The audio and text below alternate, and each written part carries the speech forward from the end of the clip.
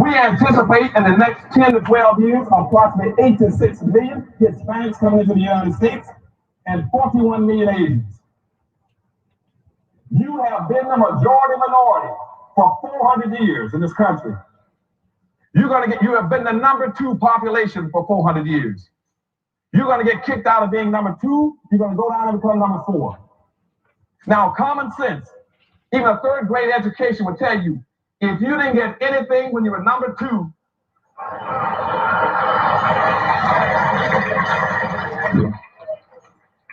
you all jumped ahead of me, but anyway, you can guess what you're going to get when you become number 4. President Biden, do you support reparations? Well, I mean, since I haven't spoken on this, got a chance. Number one, the reason we're the country we are is because of immigration. We've been able to cherry pick the best from every single continent. The people who come here have determination, resilience. They are ready to stand up and work like the devil. We have 24 out of 100 children in our school today is Hispanic. The idea that we are going to walk away and not provide every opportunity for them is that not only stupid and immoral, but it's bad for America. They are the future of America.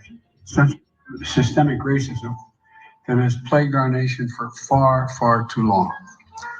I said that over the course of the past year that the blinders have been taken off the nation, the American people.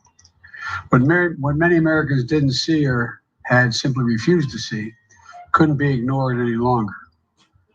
Those 8 minutes and 46 seconds that took George Floyd's life opened the eyes of millions of Americans and millions of people around all over the world. It was the knee on the neck of justice, and it wouldn't be forgotten. And it's not white Americans' fault, but just a fact. At the very same time that America refused to give the Negro any land, through an act of Congress, our government was giving away millions of acres of land in the West and the Midwest, which meant that it was willing to undergird its white presence from Europe with an economic floor. But not only did they give the land, they built land-grant colleges with government money to teach them how to farm. Not only that, they provided county agents to further their expertise in farming. Not only that, they provided low interest rates in order that they could mechanize their farm. Not only that, today, many of these people are receiving millions of dollars in federal subsidies not to farm, and they are the very people telling the black man that he ought to lift himself by his own bootstraps. And this is what we are faced with. And this is the reality. Now, when we come to Washington, in this campaign, we are coming to get our check. We are owed $104 trillion on the very low end, plus $735 billion recurring. This number does not include the cost of about 50 Black Wall Streets that were decimated, nor compound interest from 2017 when Sean D. Rochester's book, The Black Tax, was published, nor the cost of Black life, nor the cost of living increases, nor the war on drugs, nor the current day pandemic. The number I'm working with is for slavery, Jim Crow, and accrued ongoing systemic racism, oppression, and disadvantage in the country our ancestors built with their lives. Good afternoon on the West Coast. Good afternoon in the mountains. Good afternoon in the Central. Good afternoon on the East Coast. You know exactly who it is, family. Angela Nirvana, your hostess with the mostest on the Reparationist perspective, bringing you those ADOCS hot topics and making the case for reparations, making the case for weaponizing our vote, socializing our suffering. And today, family, this is your rendition of As the World of ADOCS Turns, your midday wake-up call. Yes, family. Follow in, family. Today, we're going to talk about the 100th anniversary of the Tulsa Race Massacre, family. Yes, I was going to talk about the puckery going on with COVID and how they're giving away weed, they're giving away donuts, they're giving away money, they're cutting sentences in half, anything to make us take this vaccine, right? So my thing is, if half the country's already vaccinated, what's all this pressure? What are all these giveaways to take the vaccine? If y'all got half the country vaccinated, why are you bothering the other half of us that refuse to vax? I mean, inquiring minds want to know. I don't understand why we are being given diabetes and a weed habit in exchange for the vaccine. Furthermore, what's up, Kelly Pryor? I see you, family. Thank you guys for joining the live. But yeah, I don't understand why you trying to give us black folks a weed habit and give us diabetes through your Krispy Kreme daily giveaway in exchange for a vaccine. I don't understand that. So I had a show designed to dig into all these giveaways. The 161 million that Gavin Newsom is earmarked if you get a vaccine. So you don't give a damn about Black Lives Mattering when it comes to our social and economic inclusion. But all of a sudden, I'm supposed to believe this free vaccine that y'all giving away like candy. Okay? I'm supposed to think you give a damn about Black Lives Mattering where the COVID's coming from. Okay? Where the COVID's concerned. You gave AAPI, Jim Crow Joe, 80.5 million in protections, but y'all care and give a damn about whether or not black folks are getting the vaccine. When we know medical apartheid goes on to this day, okay, to this day. Before I jump into my story, I want to talk to y'all real quick. This ain't on the schedule. But this is a white woman that was accused, okay?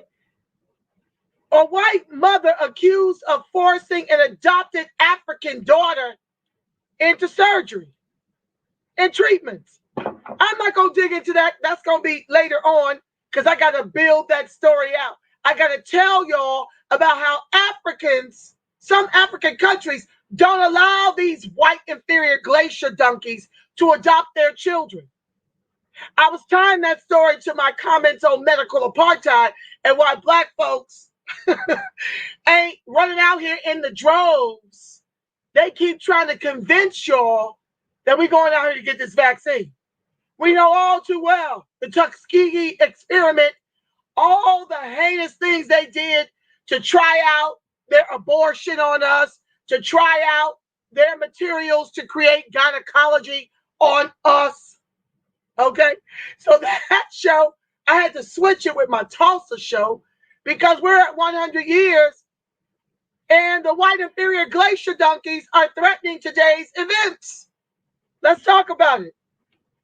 Let's talk about it. Welcome to the live. Please turn on your notifications, like, share, subscribe. I'm being shadow banned and disabled everywhere. Right now, I'm working to download all of my content and upload it on my website called the Reparations. You guys must go over there and join my email list and spread the word. I am sick and tired of being Donald Trump in social media. I'm over it. You can't talk against the coronavirus, the Arona K, Iris Bay. You can't talk against Ann's Trender J, Ann's Gender Tray. You can't talk against these things without getting striked or without them disabling your entire account. You can't talk about the puckery with O'Biden and Kabama. You can't talk about none of it. So make sure you go sign up on my email list at thereprospect.com and like, share, subscribe. Let everyone know where they can find me. It's been tough. I lost 4,500 subscribers in Facebook as a result of them disabling me without notice. So when you stay ready, you ain't got to get ready. when you own your own voice, you don't have to be concerned when ScrewTube and Facebook decide to just cut you. Okay, and this is a way for me to keep up with y'all in the meantime and in between time. Okay, so please know that that's underway. But yes, let's talk about how these glacier donkeys are threatening today's events. Okay, this is from the Department of Homeland Security. You see, they've worked feverishly to keep this out of history. That's why you got Republicans trying to stop critical race theory from being taught in the classroom. They don't want our children and their children to know the truth about their heinous boot of oppression on the neck of ADOCS. They don't want you to know that part. They want to do the whitewash version like they've always done. So now they mad because the gig is up and we're learning our history truthfully. So white supremacist groups could attack the Tulsa Race Massacre anniversary events. This is from the Department of Homeland Security. Now, I don't know, child, you got to believe half of what you see and none of what you hear with these people. I don't understand the way they get down. Okay, so today marks the 100th anniversary, 100 years since the Tulsa Race Massacre destroyed Black Wall Street, and the U.S. Department of Homeland Security has warned the white supremacist groups might target events commemorating it.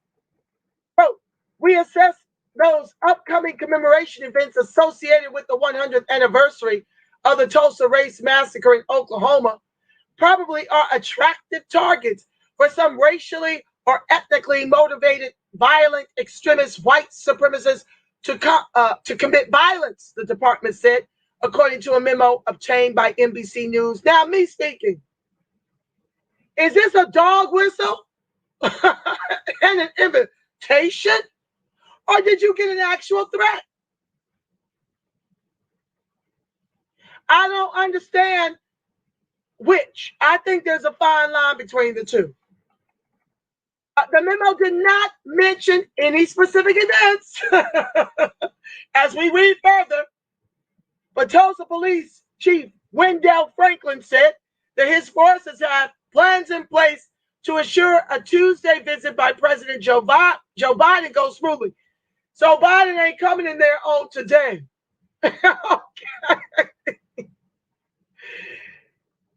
The symbolism can't show up and be in harm's way.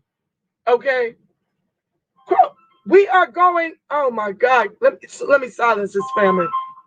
Now, folks should know I'm doing my show right now. Hold on. We are going to be hopefully over-prepared.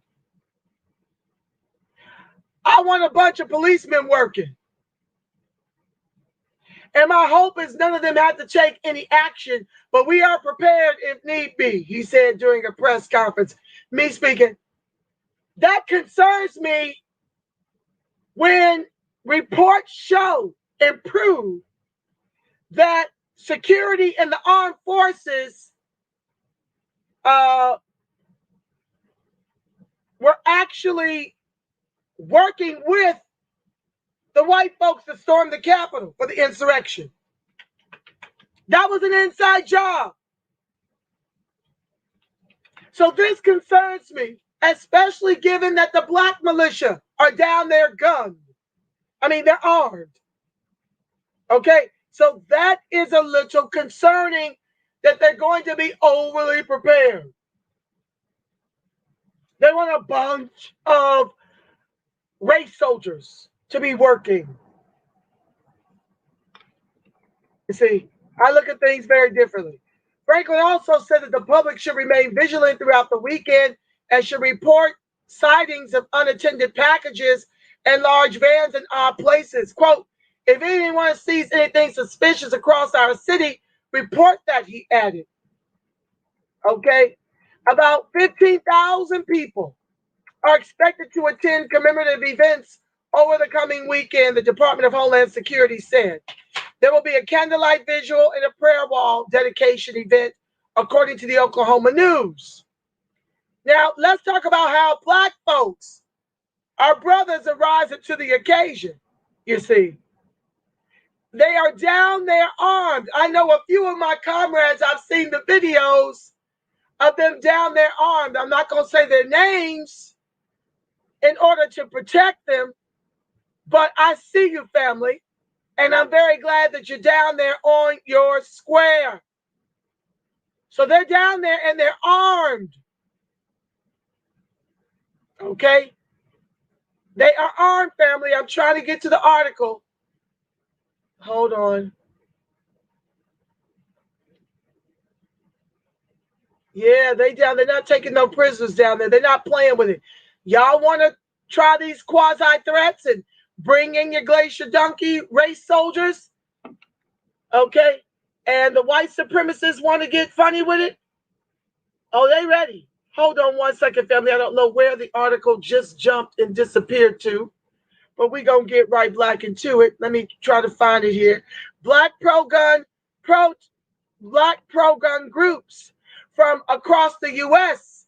have descended on Black Wall Street. So we're not taking this laying down no more. Hundreds of Black gun owners are there in protest, to protest in Tulsa. They've been there all weekend. Their goal was to educate the Black community about gun rights and the Tulsa Race Massacre.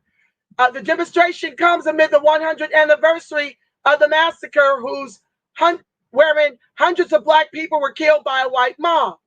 The Black gun owners plan to march in Oklahoma. I saw them out there. They were out there Saturday to advocate for gun ownership and in honor of the Tulsa Race Massacre. So if those white inferior glacier donkeys want to get froggy, the brothers are armed, as are the sisters.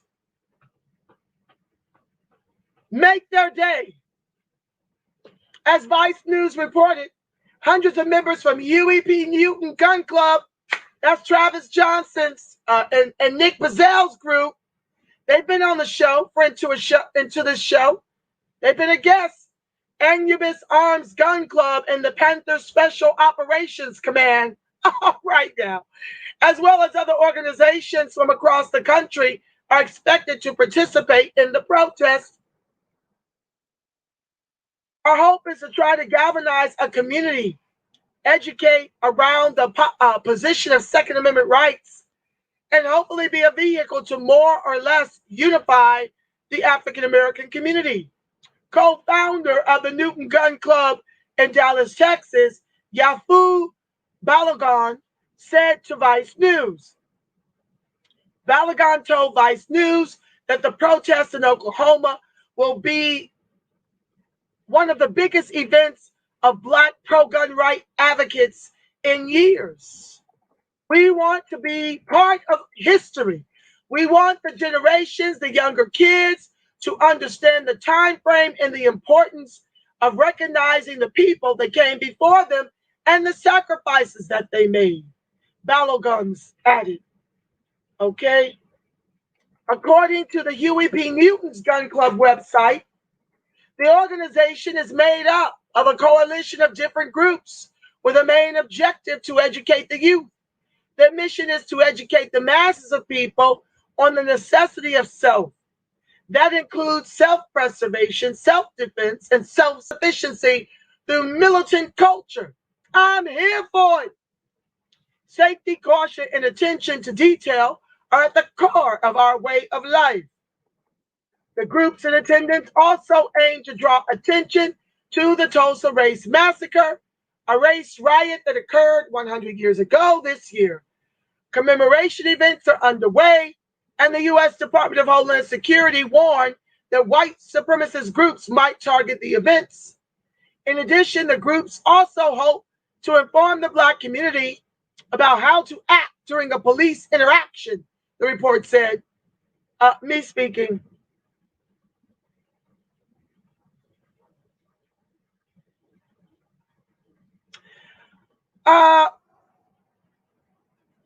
Okay, I'm going to let that one rest for a second. I'm going to let that one marinate until I speak on that part.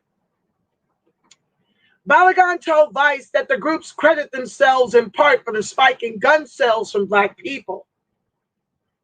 As firearm sales boomed in 2020, purchases from Black people also spiked amid the COVID-19 pandemic and racial reckoning in the U.S.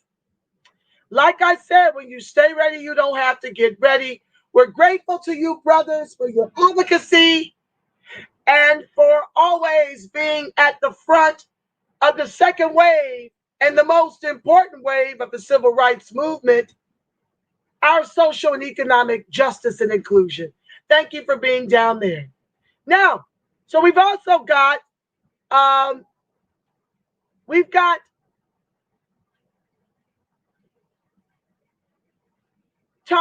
survivors of the 1921 Tulsa Race Massacre sharing eyewitness accounts because they're coming for that check. Yep, they're coming for the check. They want to be paid as they should have been paid. It's only been 100 years.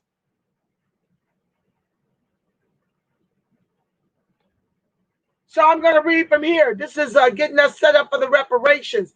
The day that a white mob came to Greenwood Avenue in Tulsa, Oklahoma, Viola Fletcher, who you see pictured there, she was only 7 years old. During emotional testimony on Capitol Hill on Wednesday, Fletcher, who is now 107, look at God. She is 107 in her right mind to testify on Capitol Hill last Wednesday. Don't I always tell y'all that you the face of God, the voice of God, the body temple of the spirit of the living God? Who always tells you that at the close of every show? Look at God in action through Viola Fletcher. She's 107. She recalled her memories of the two-day massacre that left hundreds of Black people dead. Quote, I will never forget the violence of the white inferior glacier donkey mob. Okay, some of those were my words. When we left our home, I still see Black men being shot. 7, y'all. Now 107. She still sees the Black men being shot. It's hardwired in her DNA. Black bodies lying in the street. I still smell smoke and see fire. I still see Black businesses being burned. I still hear airplanes flying overhead. I hear the screams, Fletcher told lawmakers. I have lived through the massacre every day. Our country may, me speaking, conveniently and on purpose, intentionally forget this history, but I cannot. Fletcher and 2 other survivors of the 1921 Tulsa Race Massacre, her younger brother Hughes Van Ellis and Lessie Benningfield Randle, testified before a House Judiciary Subcommittee last Wednesday, nearly 100 years to the date of the massacre. Some historians say as many as 300 Black people were killed and another 10,000 were left homeless. Greenwood was destroyed by the attack that was launched on May 13, 1921. The country is currently grappling with systemic racism laid bare by the coronavirus pandemic and the killings of George Floyd and other Black people, the executions, my word. Because when you're a domestic terrorist with a badge, it's called an execution.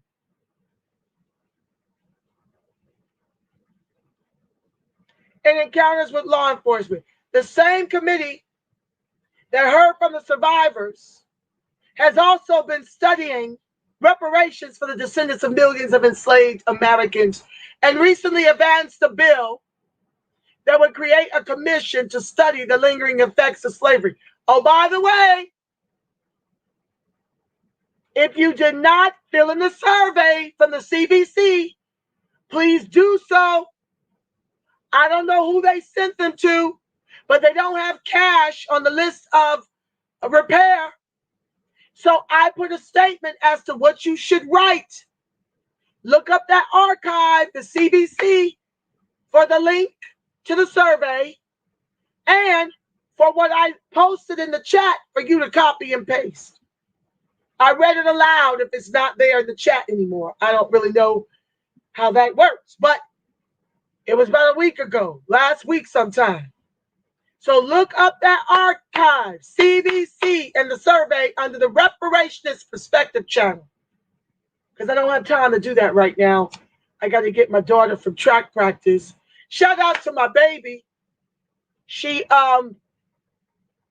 jumped the gun in the 100-meter hurdle, was disqualified, and she used the disappointment to place second to the state champion with a record speed of 47.46. That was a personal record, she PR'd. That was a personal best for her. So shout out to my baby. She's headed to the CIF semifinals with the 300-meter hurdle. Didn't qualify for the 100-meter hurdle, but I'm so proud of how she used the disappointment to come back. And I know when she leaves it all on the floor, on that field, on that track, come, the semifinals, when she leave it all on the floor, she's going to take the gold. She ain't left it all on the floor yet. Our children grapple with their greatness. Their insecurities can sometimes trip them up. But she chose the right mama to be birthed through, because I pour into her regularly about how great thou art is within her. As soon as she masters that reality, there'll be no stopping her. I don't know how I got over there, but okay. Y'all know I move in the spirit. Okay. Greenwood was destroyed by the attack that was launched on May 31st, 1921. Wow. We've got more than just our fallen soldiers who have fought in every war and who are now the anchor of this country with 3 Ks, capitalism. Thank you for your service, too. I didn't realize that Tulsa fell on the same day of our Memorial Day. How befitting. The country is currently grappling with systemic racism laid bare by the coronavirus pandemic. Okay, let me jump. Make sure you fill out that survey. All right, I have to jump down. I was repeating myself. Veteran and other survivors are calling for justice. Quote, I am 107 years old and I have never seen justice. I pray that one day I will, she said. I have been blessed with a long life and have seen the best and the worst of this country. I think about the terror inflicted upon Black people in this country every day. Survivors of the massacre are plaintiffs in a reparations lawsuit filed last year. The lawsuit argues that the state of Oklahoma and the city of Tulsa are responsible for what happened during the massacre. Yes, they were. I've done the archive on it. Look it up. But they were dropping bombs from air, shooting from the air, and shooting on the land. The government, the state government definitely was involved. Yes, indeed. Van Ellis described the multiple unsuccessful attempts by survivors and their descendants to seek justice through the courts. Quote, you may have been taught that when something is stolen from you, you would go to the courts to be made whole, he said. That wasn't the case for us. Quote, we were made to feel that our struggle was unworthy of justice, that we were less than the whites, that we weren't fully Americans. What's new? All over the country. ADOCS, FBA, B1, ADOS. What's new? Testified Van Ellis, who was a WW2 veteran and wore a U.S. Army hat at the hearing.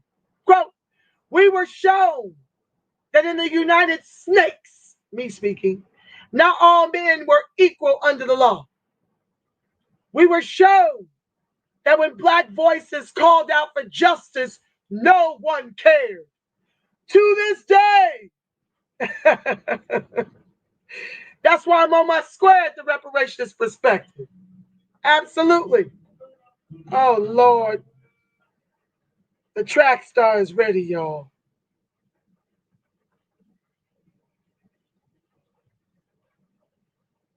Hold on, family.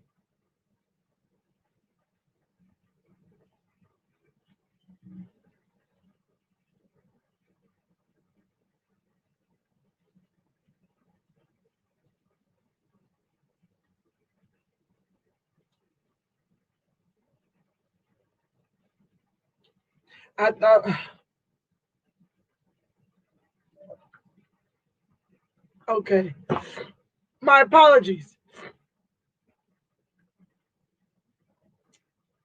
ADOCS life happening, y'all.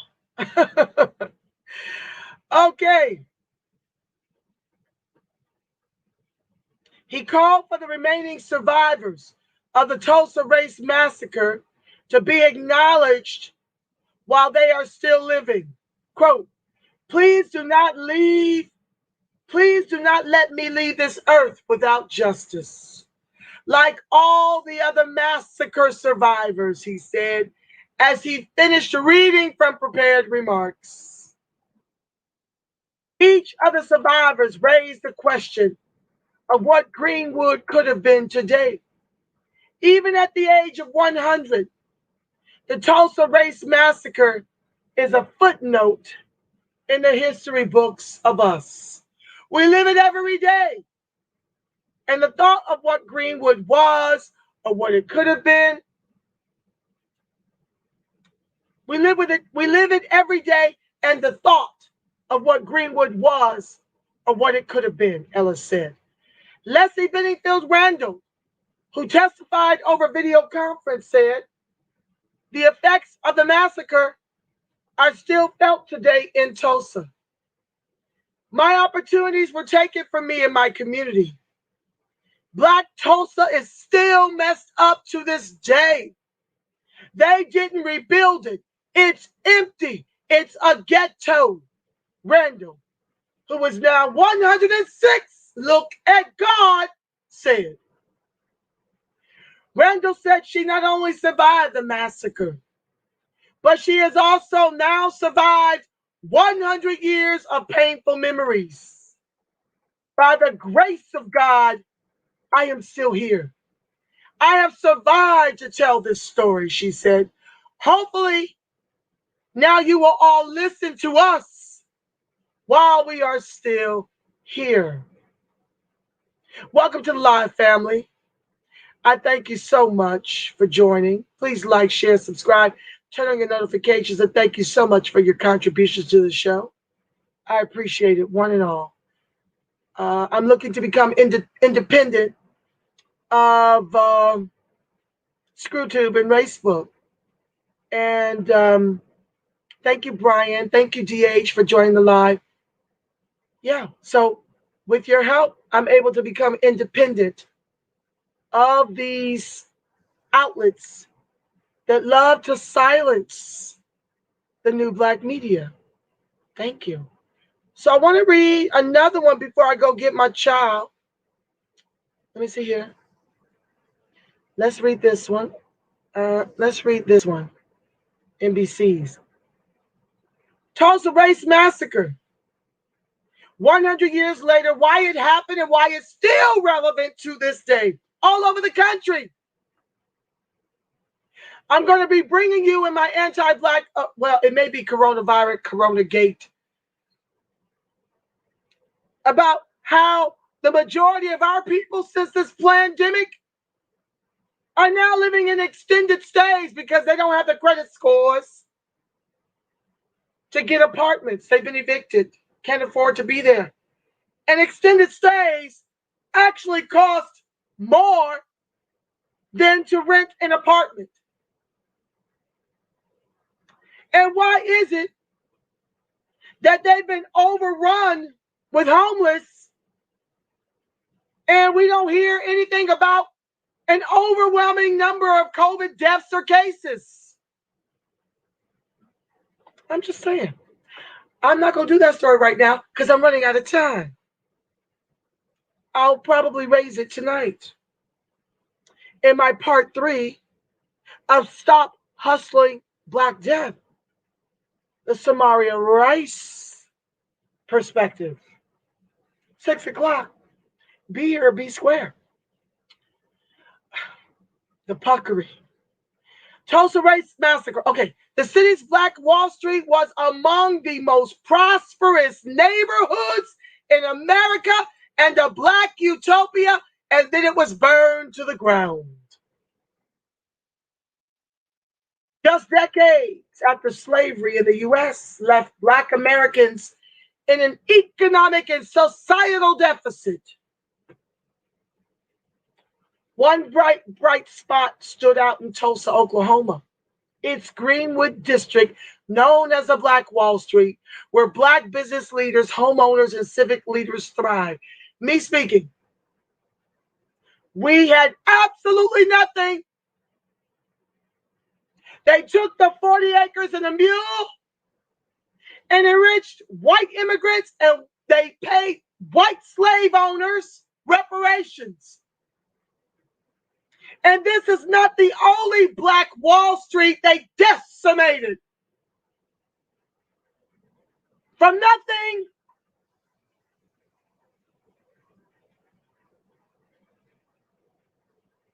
to those of you who want to buy into the white racist tropes that we are no good, no count, and lazy.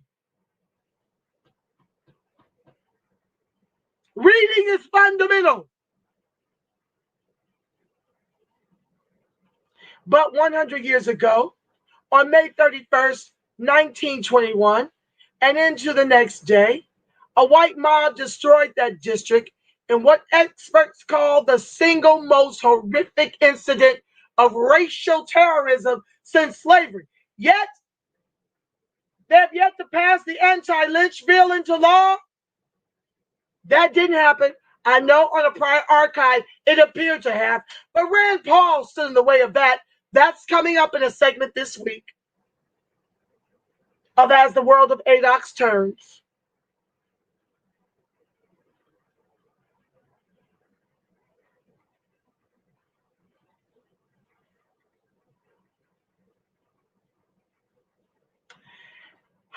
An estimated 300 people were killed. I believe it was more. Within the district's 35 square blocks, burning to the ground more than 1,200 homes, at least 60 businesses, dozens of churches, a school, a hospital, and a public library. Let me go back to my other thought. No anti-lynch bill has been passed into law, and the police departments all throughout the country are hiring the KKK, the skinheads, and the neo-Nazis to police our communities, which is why state-sanctioned executions are on the rise. So those very groups that leveled Tulsa have yet to be labeled domestic terrorists. While people like me, who fight for social and economic justice and inclusion, are labeled Black identity extremists. Let that sink in. Moving on. At least $1.4 million in damages were claimed after the massacre, or about $25 million in today's dollars, after controlling for inflation and the current economy. But experts say it's an underestimation. Survivors never received government assistance nor restitution for their losses. The House Judiciary Subcommittee on the Constitution Civil Rights and Civil Liberties held a hearing on the issue May 19th, in which 3 remaining known survivors, experts, and advocates called on Congress to issue reparations to the living survivors and all descendants to rectify the lasting impact of the massacre. I had everything a child could need, said Viola Ford Fletcher, 107, told the committee. The night of the massacre, I was awakened by my family. My parents and 5 siblings were there. I was told we had to leave, and that was it. I will never forget the violence of the hate mob when we left our home. I still see black men being shot, black bodies lying in the street. I still smell smoke and see fog. I still see black businesses being burned. I still hear airplanes flying overhead. I hear the screams. I live through the massacre every day. Our country may forget this history, but I cannot. So how did it begin? O.W. Gurley, a wealthy black landowner, purchased 40 acres of land in Tulsa in 1906 and named the area Greenwood. Its population stemmed largely from formerly enslaved black people and sharecroppers who relocated to the area, fleeing the racial terror they experienced in other areas. But Oklahoma, which became a state in 1907, was still staunchly segregated at the time. So as Gurley opened a boarding house, grocery stores, and sold land to other black people, they secured their own houses and opened businesses. The population grew to 11,000, and the area became an economic powerhouse, affectionately called Black Wall Street. Greenwood functioned independently with its own school system, post office, bank, library, hospital, and public transit. It also had luxury shops, restaurants, grocery stores, hotels, jewelry and clothing stores, movie theaters, barbershops and salons, pool halls, nightclubs, and offices for doctors, lawyers, and dentists. Hannibal Johnson, author of The Black Wall Street, From Riot to Renaissance in Tulsa's historic Greenwood district, said the area thrived as an ancillary economy that kept money within the community. Even those who worked outside of Greenwood only spent their money in the area, reinvesting in the neighborhood, he said. Quote, the district really took off as an economic and entrepreneurial kind of mecca for black folks because this was an era of segregation, he said. Black folks were shut out from the dominant white-led economy and what I call an economic detour. In other words, when they approached the gate of economic opportunity at the white-dominated downtown Tulsa economy, they were turned away. So they created their own insular economy in the Greenwood district and blossomed because dollars were able to circulate and recirculate within the confines of the community because there really was not much of an option given the segregation that existed here and elsewhere. The prosperity continued through the years, even as racial terrorism around Tulsa grew. The Ku Klux Klan gained power, and Oklahoma's Supreme Court regularly upheld voting restrictions such as poll taxes and literacy tests for black voters. By 1919, white civic leaders sought Greenwood's land for a railroad depot or other uses. Quote, you have a really successful black business community across the Frisco tracks, literally across the tracks from downtown Tulsa, said Johnson, the education chair for the Centennial Commission.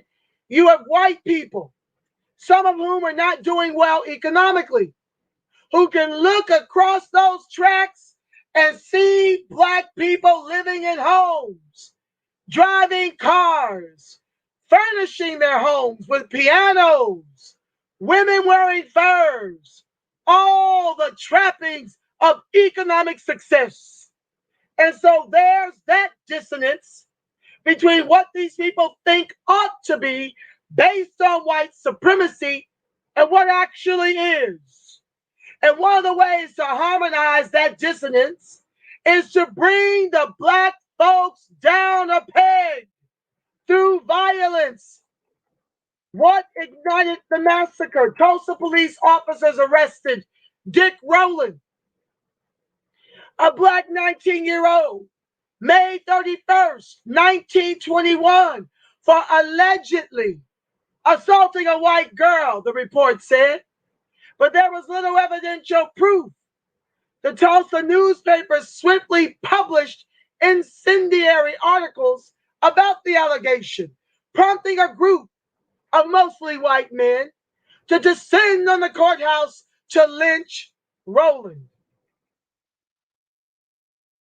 When Greenwood residents learned of the impending lynch mob, a group of mostly black men, which included World War I veterans, armed themselves and went to the courthouse to protect Rowland. This method became custom whenever black people were on trial, as they usually faced lynchings. But the sheriff told the group to leave, and they complied. The white mob grew to more than 2,000, and Tulsa police did not disperse the crowd. Later that night, the armed black men returned to protect Rowland, and a fight broke out when a white man tried to disarm a black man, prompting shooting that lasted through the night, the report said. In the early hours of June 1st, 1921, then Governor James B.A. Robertson dispatched the National Guard and declared martial law. The National Guard, local law enforcement, and deputized white citizens canvassed Greenwood to disarm, arrest, and move black people to nearby internment camps, dragging some out of their homes. This upheaval resulted in the uncontested mob outnumbering the remaining black people by 20 to 1, the report said. Old World War I airplanes dropped bombs on Greenwood. The Gap Band, you dropped a bomb on me, was inspired by this event. They grew up there. With the mob fatally shooting black people and looting and burning their homes and businesses. Dryden Heath, a researcher at Human Rights Watch,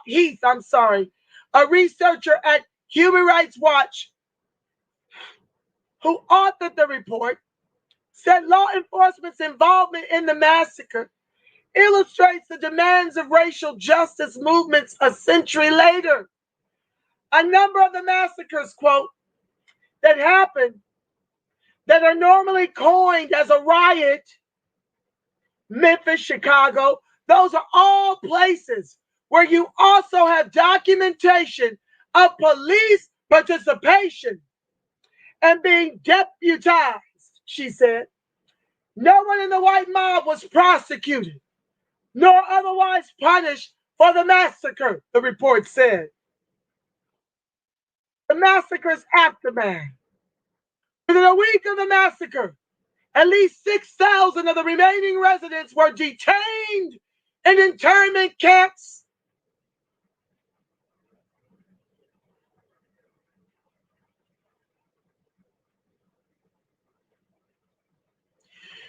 They were issued identification tags and remained at the camp, some for months, and could not leave without their tags and permission from white supervisors, the report said. But Japanese have been repaired in the country our ancestors built with their lives. Indians who also owned us have been repaired. But the CBC wants to give us a study of a cashless reparations.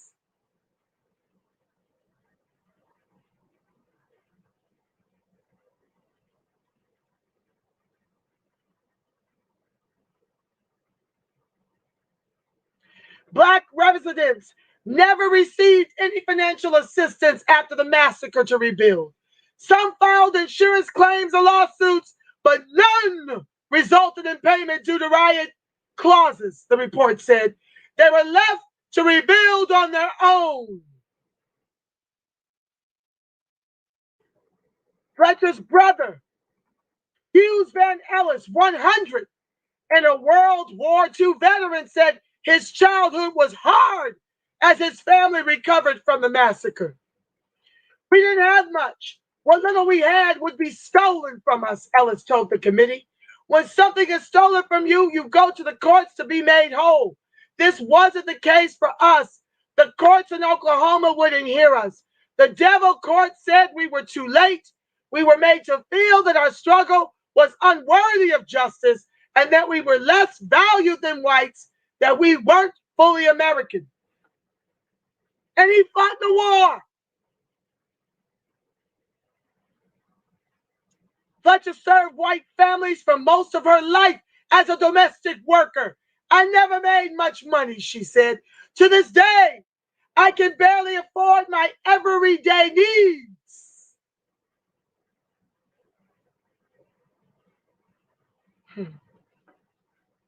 The siblings, Lessie Benningfield Randle, 106, and some of the experts who testified called on Congress to provide reparations to the survivors and descendants of the massacre. We're not asking for a handout, Ellis said through tears.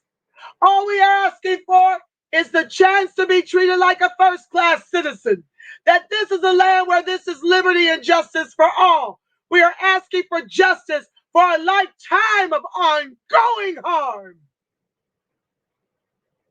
That harm includes the city of Tulsa faulting Greenwood residents for the damage. Quote, let the blame for this Negro uprising lie right where it belongs, on those armed Negroes and their followers who started this trouble and who instigated it, and any persons who seek to put half the blame on the white people are wrong. The Tulsa City Commission wrote in a report issued 2 weeks after the massacre. Shortly after the massacre, a grand jury was impaneled to prosecute the rioting, weapons and looting and arson charges. The all-right jury indicted more than 85 people who were mostly black. Those indictments were largely dismissed or not pursued, according to the Human Rights Watch report. The final grand jury report agreed with the Tulsa City Commission that black people were the main culprits. Quote, there was no mob spirit among the whites, no talk of lynching, and no arms. The assembly was quiet until the arrival of the armed Negroes, which precipitated and was the direct cause of the entire affair, the grand jury wrote. The case against Rowland was dismissed because it was concocted to do exactly what they did. Decimate Tulsa. Decimate Greenwood. Where blacks successfully pulled themselves up by their bootless straps.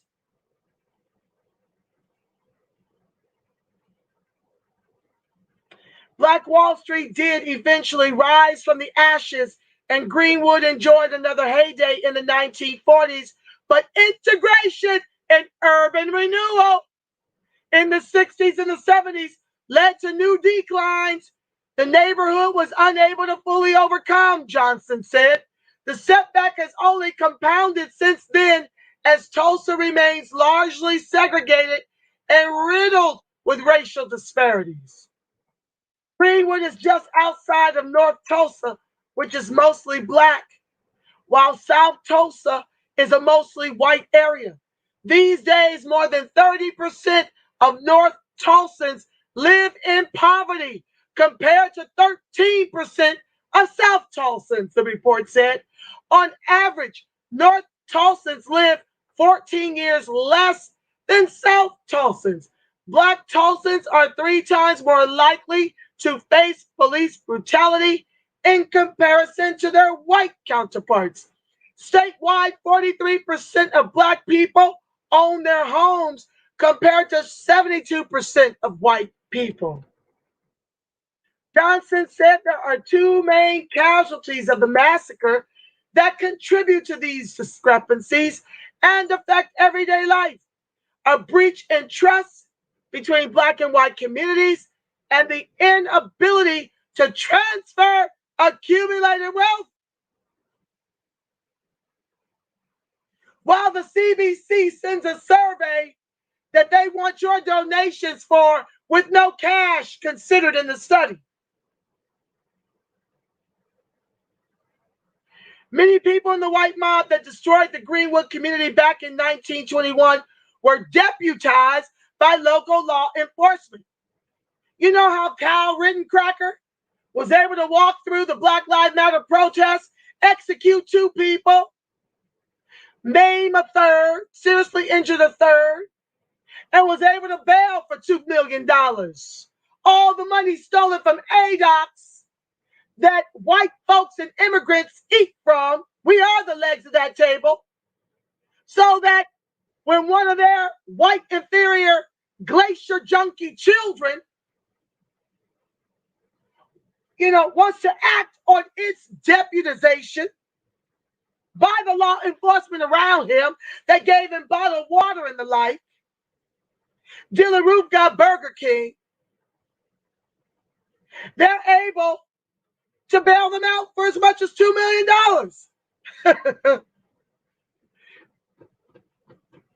While Obama tells you she ain't doing nothing specific for your group, our group, and Biden says nothing will fundamentally change while giving Asians protections and AAPI $80.5 million.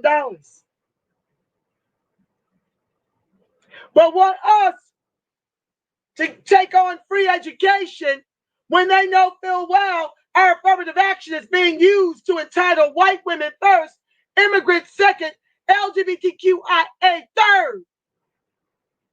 And then want to scratch your balls over black-on-black crimes and murder. As if we just woke up one day and wanted to go rob and kill each other. Wanted to go rob and kill our neighbors. While many of us have been reduced to staying in extended stay hotels since the pandemic has come to wipe us completely off the monopoly board. But I'm too turned up, you see.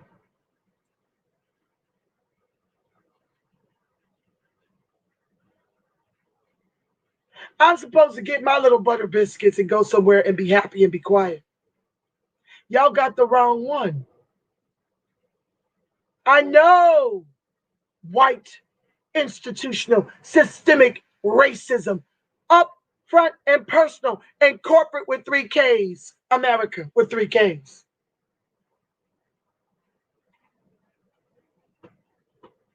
As do many of us. And I won't be silent. Thank you for joining the live. Let me see. Let me finish out this article. I won't be able to read your comments. I got to go get my track star. But I'll be back at 6 o'clock.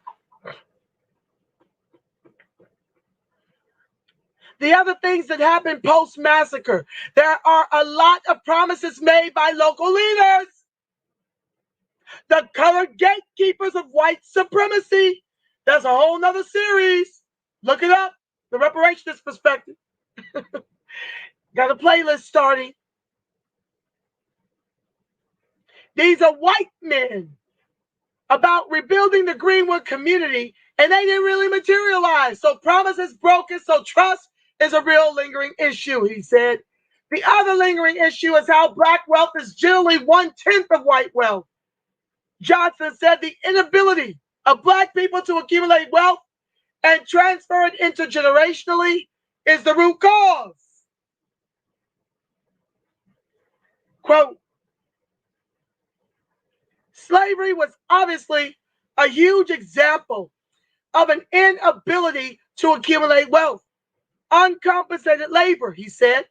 But the 1921 Tulsa Race Massacre is an example of the inability to transfer wealth intergenerationally because of disruptors.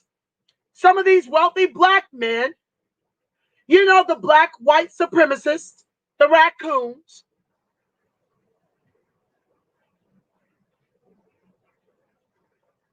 some of these wealthy black men, okay, not these, their wealth was lost in the massacre and it was not restored.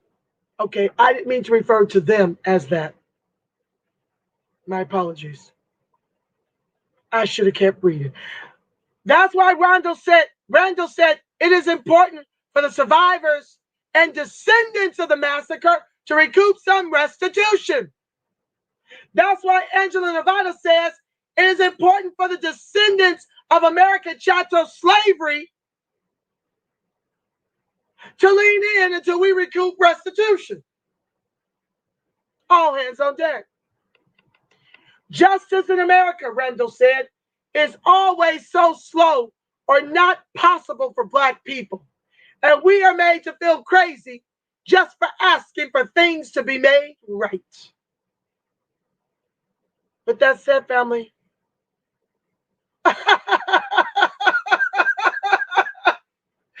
I'm coming, sugar. I'm coming. I see her. Shannon, I see you, family. My track star is in this feed, reading me my beads. I'm on the way, Cupcake. I'm on the way. I love y'all black. I love y'all strong. I'll see y'all at 6 o'clock. Prayerfully. Peace. I'm coming, sugar.